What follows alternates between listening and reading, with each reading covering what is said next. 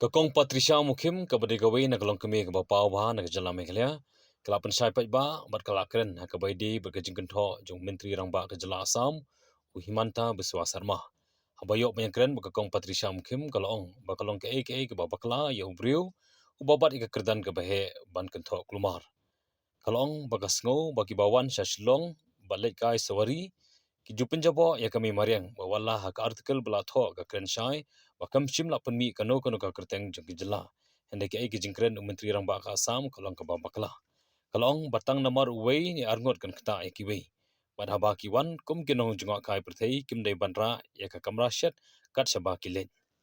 See, it is very unbecoming of a chief minister of any state to respond to a social media post or even an article written some time ago and to link all those together. Because I wrote an article called Meghalaya Can Do Without Maggie Noodle Tourism.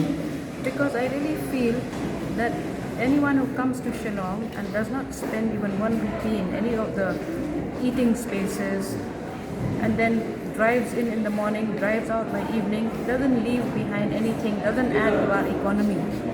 It actually they only leave behind carbon footprints, which is not good for our state, and they add to the traffic jam.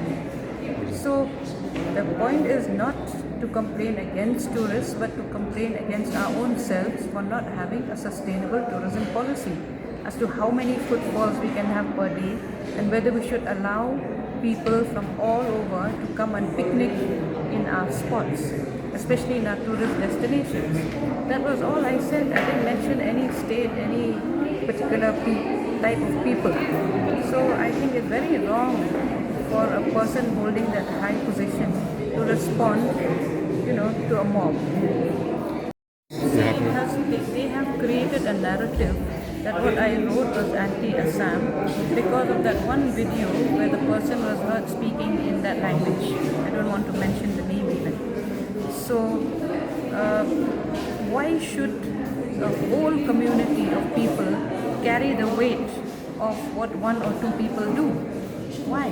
At best, what you can do is tell your people to behave more like tourists, to come here, spend quality time, and stay back for 1 or 2 days. Don't carry your kitchen wherever you go. So these are, nowadays social media, something makes an impression for a day, and after that people go and find other things to write about and to think about and to be angry about. Tourism is our lookout. It is our brief, our state's brief, our tourism department's brief, and they should consult stakeholders.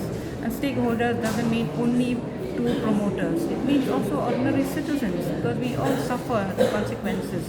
On Independence Day, some people were stuck in traffic jam at Maujrong for 4 hours. So we cannot have this kind of tourism. It's actually inviting crowds, and that's no longer tourism. So as far as border issues are concerned, the two states have to sit, dialogue, and come to some conclusion. We can't go on like this, and then we can't sort of hold people to ransom every time by blocking the highways. This is against any kind of norm, any kind of rule. I think what they need to be talking about is that no one has the right to block the highways.